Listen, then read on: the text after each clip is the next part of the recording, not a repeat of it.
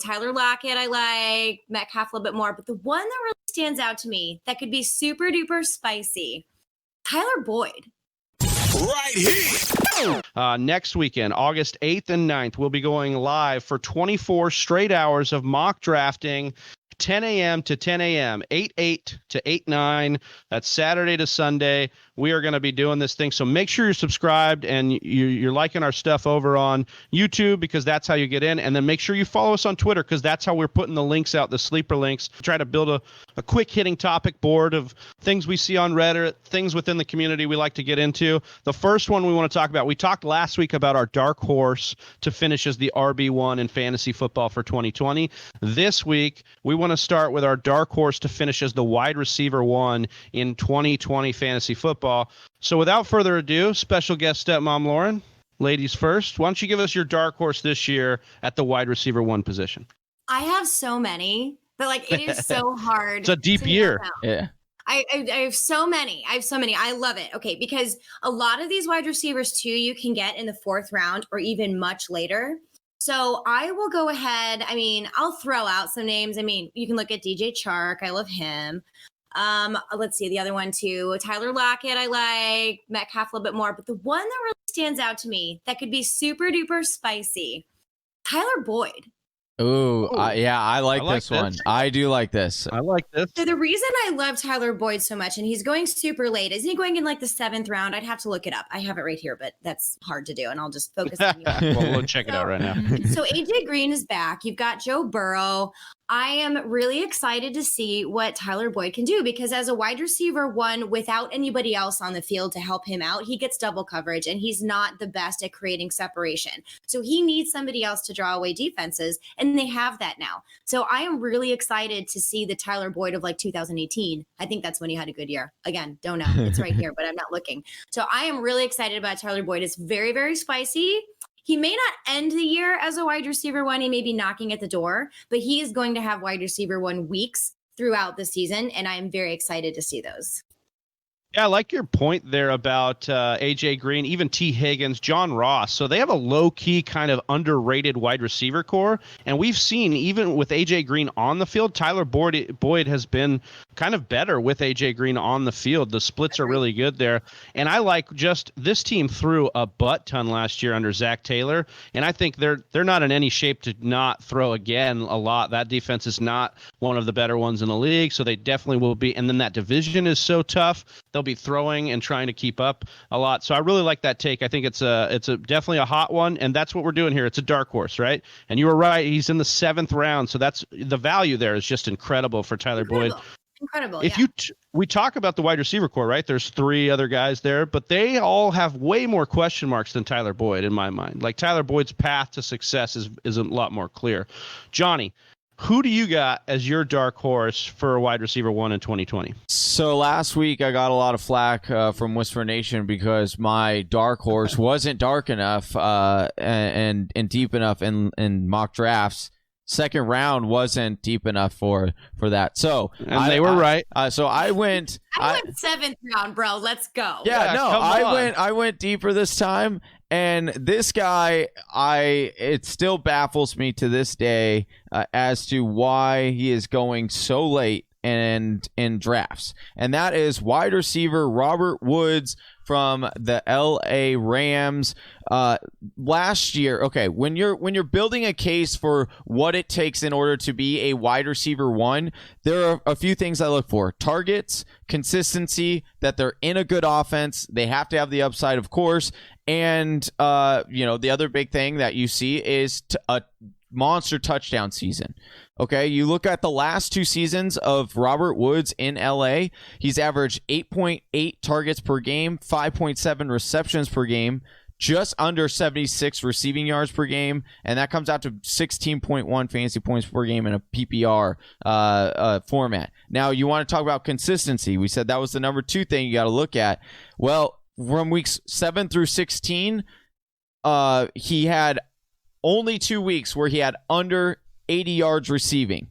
That's pretty consistent to me. And then you look at, well, it says offense, a good offense. You know, it did stutter a little bit, and they got rid of Todd Gurley. Well, the last 2 years, 568 passing attempts and 632 passing attempts. So it seems like they're going to be passing the ball quite a bit, you know, around the 550 to 600 times. I could pretty much give that a lock. So give me the wide receiver that's getting 24% market share over the last 2 years in that offense. And yeah, I understand the lack of touchdowns has always been scary for Robert Woods, but like I said, what is, and we talk about this all the time, we can all say it together as a family, what is the number one thing that is the flukiest and hardest thing to predict in fantasy football? Touchdowns. So if you get Robert Woods in the 4th or 5th round right now, and you know, maybe he gets that hot touchdown streak, which is possible because we just said touchdowns were fluky, then you could be looking at a serious wide receiver overall one in Robert Woods. The talent is there. The yardage is there. It's just the touchdown they're lacking. And stepmom Lauren is super excited. Yeah, well, about she this. about jumped off the screen when you said Robert Woods, so I know she's got something to say on this one. Because he was almost my dark horse, but I didn't think he was dark enough still. But let me just unbelievable. I can never win. What do you want?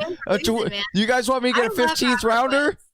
I know. I love Robert Woods. And the reason why I love Robert Woods so much is he's so consistent. Like you said, he's on the field all the time. All the time.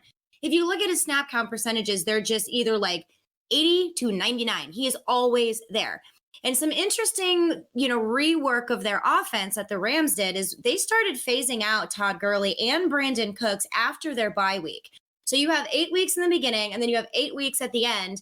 And Robert Woods was okay in the beginning because they were playing the 11 personnel. So that is the one tight end. Cooper Kupp was more involved. Well, then they did this transition to the 12 personnel. So the 12 personnel involved a 2 tight end split, which was Tyler Higbee, Gerald Everett, and Robert Woods. Cooper Kupp was not on the field that often. He had several games where he was on the 20% snap count.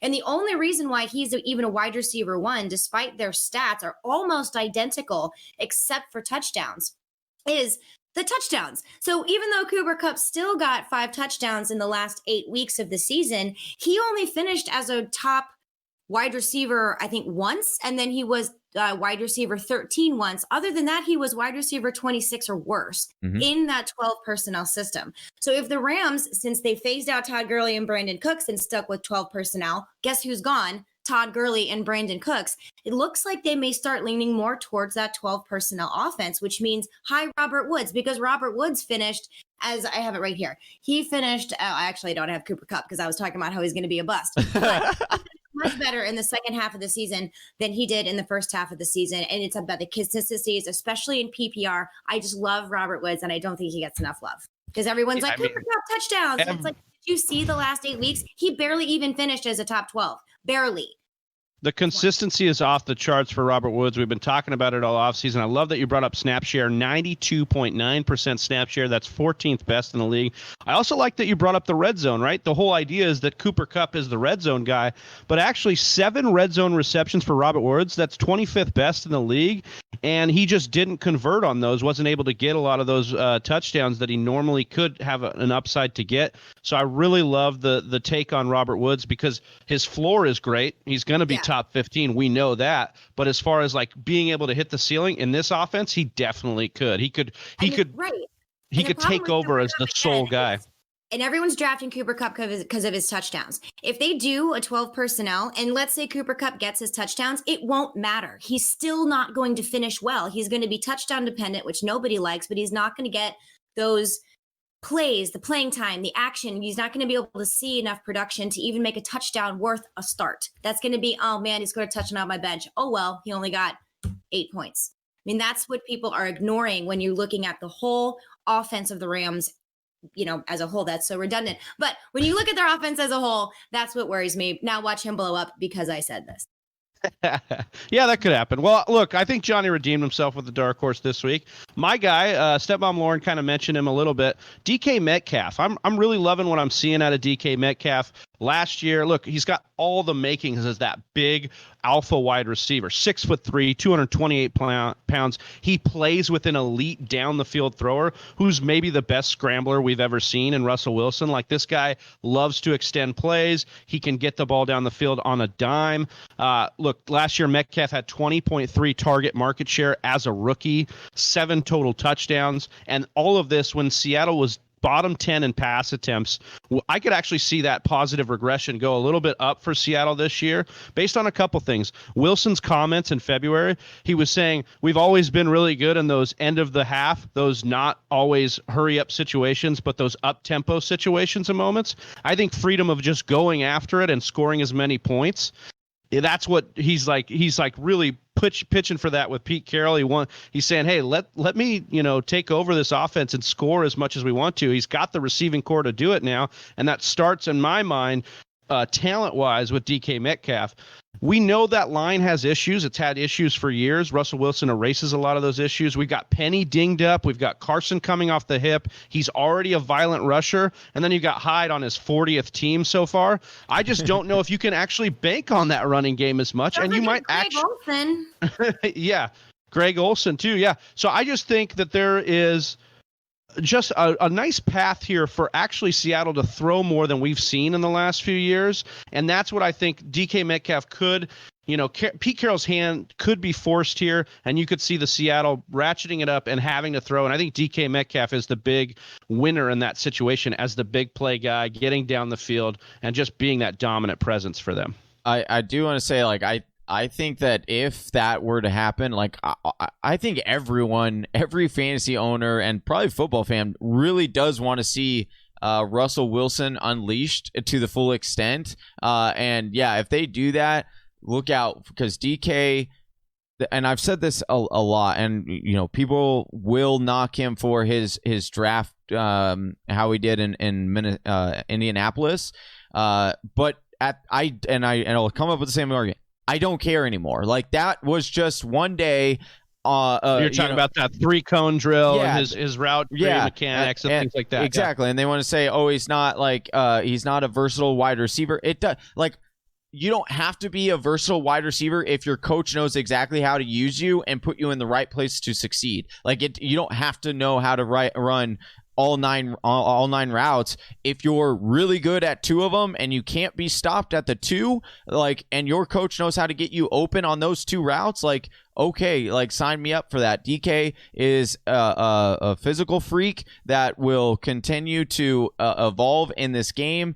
And listen to the other thing too, people act like guys don't get better in the offseason. People can't work at running routes better, at studying game film on knowing, okay, I should do this when I'm running against a guy. People act like just because what they did when they were 21 years old is exactly what they're going to be for the rest of their career, and that's the other part of it. Why are we putting so much weight in these drills? He's got a great quarterback. He's shown chemistry with that quarterback. It's time to start looking at the stuff we've seen actually on the field, doing that thing there. So for me, DK in the 5th round, I love it. Chelsea, did we sell you on any of our dark horses, or you have somebody else in mind you wanted to bring to the light here? I love the DK Metcalf dark horse. I was somebody who was able to get him in the 14th or 15th round last year as a rookie. Humble brag over here. 13th or 14th round in Dynasty. Why not? You be quiet, Jackie. So that's why you should listen to my dark horse this year. And I mean, I don't really need to say it. The guy's been on Twitter saying it this week. But I just want to give a little love to Keenan Allen. I mean, I think his Twitter blow up after seeing himself place number 77 on NFL's top 100 wide receivers. I mean, he called it out. He thinks he's better than Chris Godwin, Mike Evans, Tyreek Hill, all guys that are going, top 10 wide receivers. And look, the stats CBS Sports shared, I think it's really paints a picture why maybe Keenan Allen isn't getting the love. And I think he at least wants to see himself end up top 1 wide receiver after all of this. But 303 receptions to Mike Evans, 224. And this is in 3 years of stats. 3,788 receiving yards to Mike Evans, 3,600. So just over 100 more receiving yards than Mike Evans. 18 touchdowns to 21. So sure, 3 fewer touchdowns, fine. But he has a 68.2% catch percentage to Mike Evans' 57. So everything here in the CBS Sports stats they dropped shows that Keenan Allen is in fact the better one. So I know, of course, it comes down to the scenario, who's throwing him. We got Tyrod Taylor throwing the ball to Keenan Allen for the first time this year, but hell, I think the guy wants it, so I'll give it to him. He's my dark horse. I love that. For those dump off receiving passes from Tyrod or whoever it is going to be, the quarterback, who the heck knows, but he's poised to be that guy. Like, help me. Hey, just take it. Yeah. I think he is poised, especially in PPR, to make a huge comeback. I love Keenan Allen. I love the comparison to Mike Evans. Sorry, Johnny. I love the comparison to Mike Evans because when you look at Mike Evans, he's got 6 straight years of 1,000 yards. So he's like actually consistency-wise is the guy you look to in the wide receiver realm because he's done it at a Hall of Fame rate. But Keenan Allen saying, look, I started my career with a lot of unlucky injuries. Okay, I had a lot of things going against me, and now here I am over the last 3 years, better than your guys' cream of the crop as far as consistency is concerned. So I really like the case he's making for himself. We'll say the one thing is the quarterback position, but as Stepmom Lauren was saying, like you've got a guy that's built for, the safety net for these quarterbacks, no matter who it is. Hey, and like let's not pretend like Tyrod Taylor didn't let Sammy Watkins produce a top 5 season under him. So like it's definitely a possibility. It was years ago, but it's definitely a possibility, and that was also the last time Sammy Watkins was good. So thank you for listening to the Fantasy Whisperers podcast. You can hear more from John and Travis on Google Play, SoundCloud, and iTunes. You can also follow us on Instagram, Facebook, and Twitter at TF Whisperers.